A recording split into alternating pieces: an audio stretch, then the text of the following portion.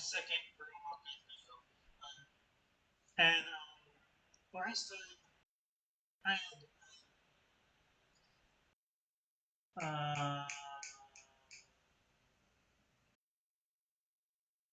ramen and meatballs, and that was just very fun. And this one was Korean stuff. So let's begin. Credit to whatever the sound box, you know, whatever credit goes to that person. That's all. I can say. Let's let's begin. But first, like real masters, I need to take a sip.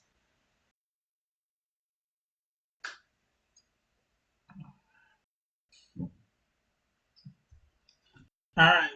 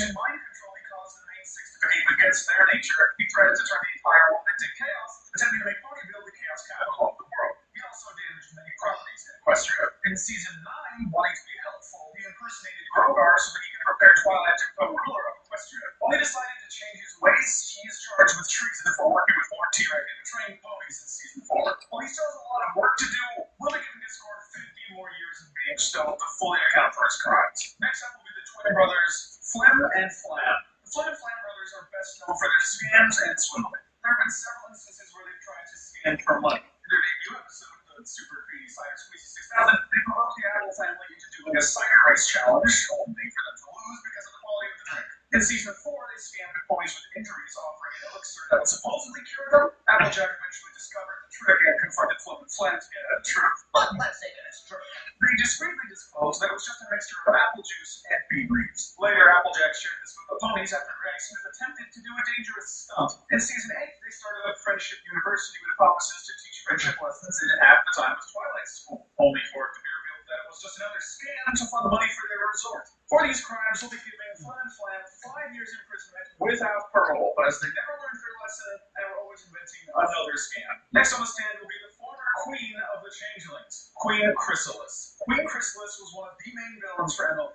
She's committed several crimes against all of Equestria. At the end of season 2, she imprisoned Princess Cadence and impersonated her to steal Shining Armor's love for power. Her changeling army attacked everyone in Canterlot, so war crimes are another her offenses. At the end of season 6, she kidnapped all the princesses and other creatures of power and replaced them with her army. It was proven that she cared very little for her army and only wanted to magnify her own power.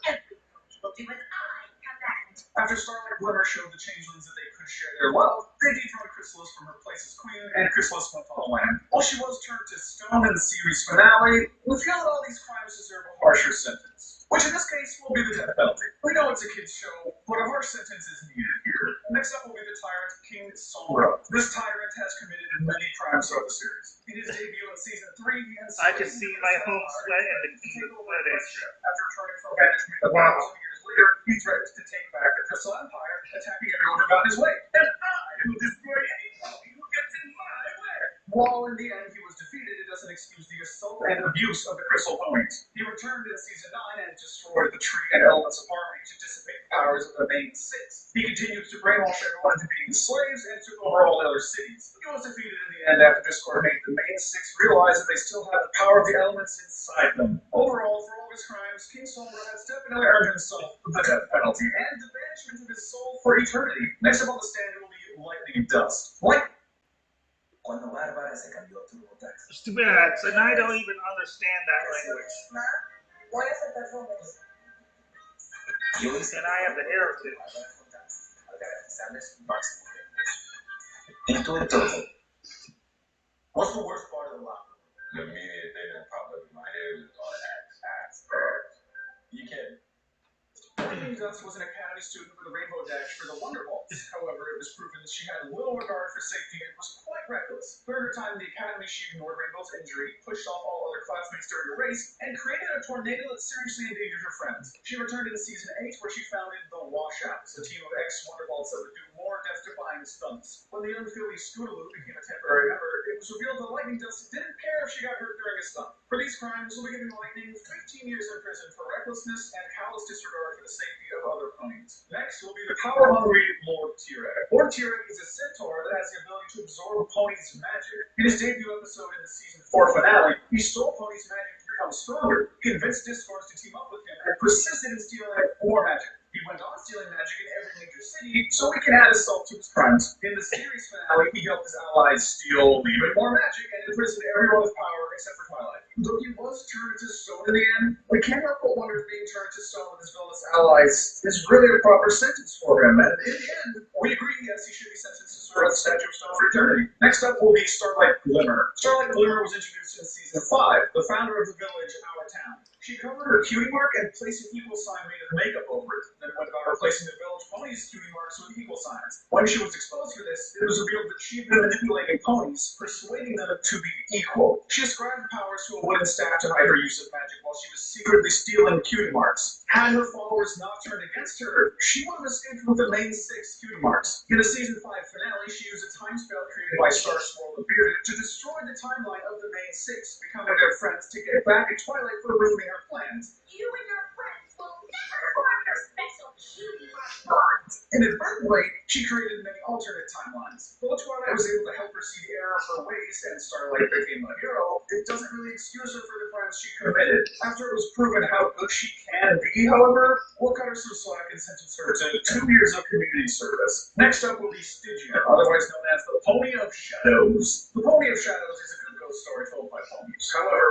in the season 7 finale, Stygian, the Pony of Shadows, was revealed to be a real historical figure. He was originally a young cult that banded together the pillars of old Equestria to fight a great evil, the Dazzlings. While trying to copy the ancient artifacts to use against them, the pillars banished him, believing it to be an act of theft. He became resentful, turning to wishes for revenge and transformed into the Pony of Shadows. Without the power of Pony, your passions is useless. While it certainly wasn't good that he tried to copy ancient artifacts and turn into a monster to destroy Equestria, he began with good intentions. So I think 2 months of community service would be a proper sentence for him. Next up will be the head of the Equestrian Education Association, or EEA, Chancellor Naysay. Chancellor Naysay was the head of the EEA and oversaw all the schools in Equestria. In Season 8, he approved Twilight's school under the condition that she follow the book. However, it was proven that he heavily discriminated against non-pony creatures. Dangerous creatures who don't have our best interests. Yeah, what a racist. Between all creatures because of this. And Twilight stood up against him with Princess Celestia. Twilight was able to keep her school in the end, fortunately. In the Season 8 finale, after he was betrayed by Cozy Glow, Naysay realized he was wrong-headed and apologized to all creatures. So we feel comfortable giving him a month of community service. Our final villain on the stand will be the adorable but dangerous Cozy Glow. Cozy Glow was introduced in Season 8 as a student at Twilight's school. In the Season 8 finale, however, she was revealed to be anything but nice. She manipulated the main 6, Naysay, and the students to do her bidding, captured Starlight, and almost destroyed all the magic in Equestria so she could take over. In the series finale, she stole enough magic to become an alicorn and fought in the final battle with Crystals and Tyrek. You know, well, she was turned to stone in the end, along with Crystals and Tyrek. Do we feel like Cozy Glow deserves a harsher sentence? Actually, no. We feel her sentence of becoming stone for eternity is a proper sentence for her. At least she'll be with Tyrek forever.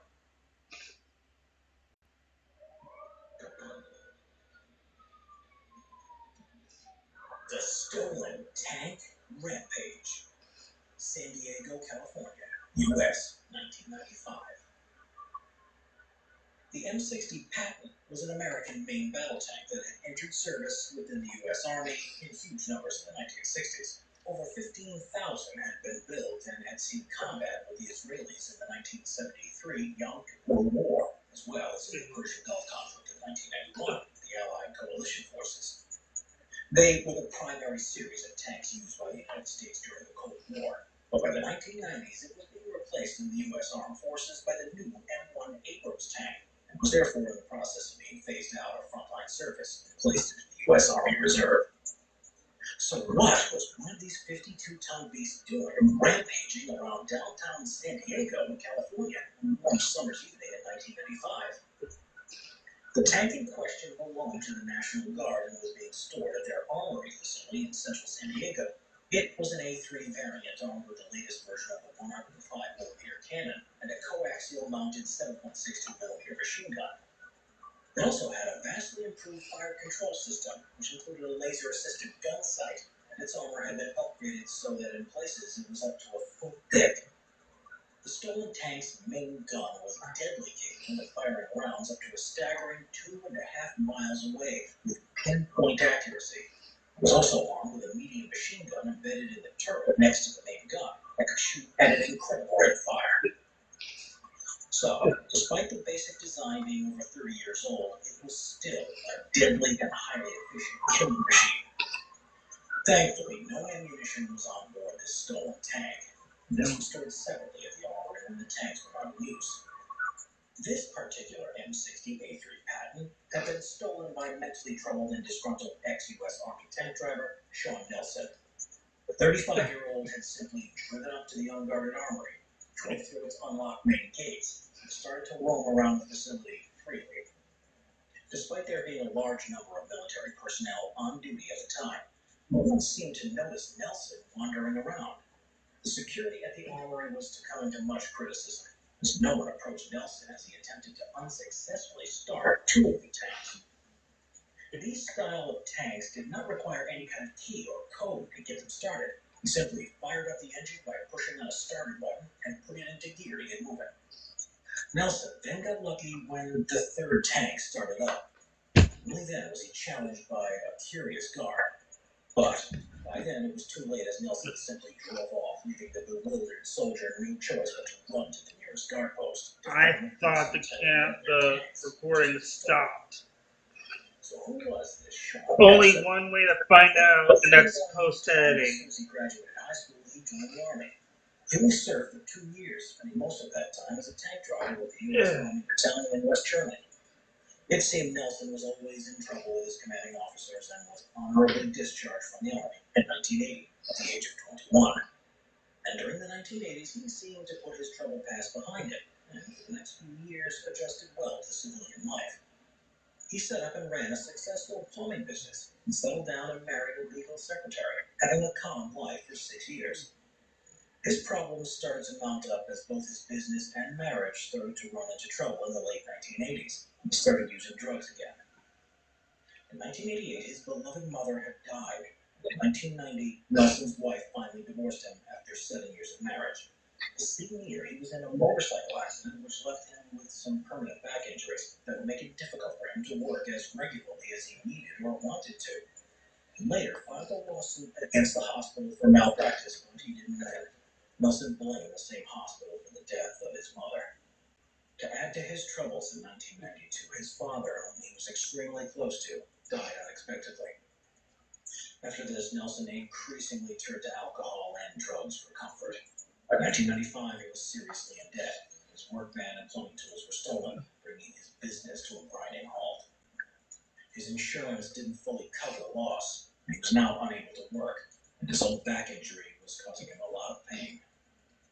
Then, that spring, his water and electricity were cut off because he had not paid the bills. As well, the bank had started proceedings to repossess his home, as he had not paid the mortgage in months. Nelson was now heavily addicted to crystal meth, using it in a hopeless attempt to dull all the physical and emotional pain he was feeling at the time. As with most Why would addicts, you do crystal meth? I know doing meth is one thing, but crystal meth, that's just stupid. He even dug a 17 Both are wrong, but one of them is actually more dangerous than the His other. girlfriend Michelle, who had been living with him, now left Nelson, which according to friends made him extremely depressed and suicidal. All of this seemed to cause Nelson to have some kind of mental breakdown and pushed him to a limit that had led him bizarrely to steal a tank from the National Guard Armory in San Diego on May 17, 1995, at about 6:30 p.m. Soon the local police were in hot pursuit in their patrol cars, as well as the state troopers and TV crews and helicopters. Therefore, the chase quickly ended up being broadcasted live on national TV as the tank cut through the suburb of Claremont at speeds of up to 30 miles per hour, leaving a trail of destruction as it did so. Nelson plowed through numerous road signs, lampposts, traffic lights, and electricity poles, as well as running over several fire hydrants, causing water to shoot up high into the air. He would crush approximately 40 parked vehicles. He even managed to permanently cut off power to 5,000 local residents. Oncoming traffic was forced to swerve to avoid him, or risk being trampled beneath the tank's tracks. And despite a large police presence, they were totally powerless to stop Nelson, as the normal police tactics could not be applied in this case. Setting up roadblocks was pointless, as was trying to force the tank off the road by ramming it with a police cruiser. Deploying stinger strips was also not going to work on a tracked vehicle. The police didn't even know at this stage if the tank was armed or not, so in desperation, they considered asking for the assistance of the Marine Corps base in nearby Camp Pendleton, where a squadron of AH-1 Cobra attack helicopters were based. But apart from the legality of using U.S. military assets to attack a civilian on American soil, there was the fear that one of the Cobra's anti-tank missiles could miss its target and cause heavy loss of life among the nearby civilian population. Nelson completely destroyed a large RV before he turned out of the freeway and headed southbound. A short while later, he stopped briefly to ram one of the support pillars of a pedestrian bridge several times, seemingly in an unsuccessful attempt to bring it down. There, as he was once again speeding down the freeway, he suddenly attempted to cross over onto the northbound side, but got caught up in the concrete barrier of the State Route 163 that divided up the two sides of the freeway. When the tank lost one of its tracks and was unable to free itself, the police took the opportunity to use a bolt cutter to open the driver's hatch and ordered Nelson to surrender. But he said nothing in reply and continued to rev the tank engine, rocking it back and forth in an attempt to free the tank from the barrier. The police felt they had no option but to open fire, and a single bullet hit Nelson in the neck, putting an end to his rampage that had lasted a terrifying 23 minutes. Nelson was to die later that evening at the local hospital from his gunshot wound. So why had Nelson just wandered wandered into a U.S. facility and stolen a U.S. Army tank. Some say it may have been politically motivated, but apart from some of his outspoken views against the U.S. government and his supposed support for the recent bombing of the federal building in Oklahoma, there was no evidence that linked him to any organization. Instead, most people, including his ex-wife and his brother, believe that Nelson had suffered a mental breakdown, fueled by his addictions. The Yamaichi War, Kansai region, Japan, 1985 to 1989. The Yamaichi War was a feud mainly fought in the south-central Japanese region of Kansai between the Yamaguchi-gumi and Ichiwakai gangster syndicates in the 1980s. The roots were in 1984, when the Yakuza parent gang of the Yamaguchi-gumi was sectioned into two factions. The feud was at its most violent between January 1985 and February 1986. The origins of the Kobe-based Yamaguchi-gumi can be traced to a labor union for dock workers in the 1930s. Over the decades, the group evolved into Japan's leading crime organization. In the 1970s, they dominated the Japanese entertainment industry. They had control over boxing, wrestling, and sumo games, controlling over 100 production companies, along with talent agencies and booking firms. They even ran baseball games, auctions, and horse races. Much of their revenue came from the sale of drugs, particularly methamphetamine, heroin, and speed, as well as from running high-stake gambling events, smuggling contraband, racketeering, and loan sharking. The business was run as a blend between corporate and feudal structures, characterized by inefficient financial regulation, membership fees, a tributary system, along with 600 member gangs, and strict codes of honor, reminiscent of Bushido ideals. By the 1980s, the multi-billion-dollar network had spread across 36 of Japan's 47 prefectures, and the Yakuza controlled over 2,500 businesses in a wide array of sectors, from education and health to the gaming and adult industries. A tattoo or even a quick flash of the gang's badge, a diamond-shaped bell, could clear wounds, close deals, and turn a no into a yes. The Yakuza viewed themselves as gentlemen, but membership was a privilege. Yakuza would even go so far as to practice self-mutilation to show their commitment to the syndicate, sometimes even surgically grafting an amputated toe to part of a cut finger. At the top of this criminal pyramid, mafia boss, Kazuo Taoka. Kazuo, the third Kuicho, or chief of the Yamaguchi-gumi, had been in charge since 1946 and was the man responsible for the syndicate's rise to power. He was dubbed Kuma, or the Bear, for his signature attack of clawing people's faces in combat. However, he was always seen as a gentleman among his inferiors, a man of reason and balance that could quickly resolve any hostilities between member gangs. Because of this, he became known as the godfather of all godfathers. But his 35-year underground shogunate came to an end in 1981, when he suddenly died of a heart attack. The Japanese criminal underground went into mourning. On a Sunday, a huge Buddhist stay funeral took place in Kobe in the ex-boss's honor. 1,300 Yakuza from 200 gangs came to pay their respects, while 800 riot police stood guard. Hundreds of Japanese entertainers were present, artists, actors, and singers whose careers had all benefited from the Godfather's generous investments. His successor was to be Kenichi Yamamoto. Kenichi founded the Yamaken Gumi gang in the 1960s, which would eventually become a close affiliate to the Yamaguchi. As Kazuo's right-hand man, Kenichi operated as a somewhat chairman of the board for the Yamaguchi Corporation. But a few years before the death of his boss, the number two, Wakikashira, was arrested for extortion and sentenced to jail. He later died of liver failure just 7 months after the death of Kazuo. The syndicate, now headless, was thrown into complete disarray. Police crackdowns were also on the rise. Internal division was creeping in among the ranks. Rival gangs were capitalizing on the disorder to ramp up their influence. Desperate for order, 8 crime bosses joined together to find a successor. A key player in this was Kazuo's 62-year-old widow, Fumiko Taoka. This was unprecedented, as the Yakuza held women to not be fit for this kind of role. Fumiko Taoka's leadership was to be a temporary one. It was to last only during the process of finding a new male leader. 2 candidates were selected among the 8 bosses. Hiroshi Yamamoto, a moderate in his late 50s who was affiliated with the Yamaken group, and who was popular because of the growth of the Yamaguchi-gumi under Kyushu. Masahisa Takenaka, a bellicose but popular crime boss with a colorful criminal history, and a personal favorite of Kazuo's widow, Fumiko. The influential Fumiko got her way. Masahisa was voted in as the Yamaguchi Gumi's fourth Kumicho. The election was a troubled one. Yamamoto never accepted the results. Bitter at the outcome, Hiroshi broke ties with Fumiko and her loyalists, refused Masahisa's offer of being his Wakagashira, and even went to the press to vent his outright rejection of the vote.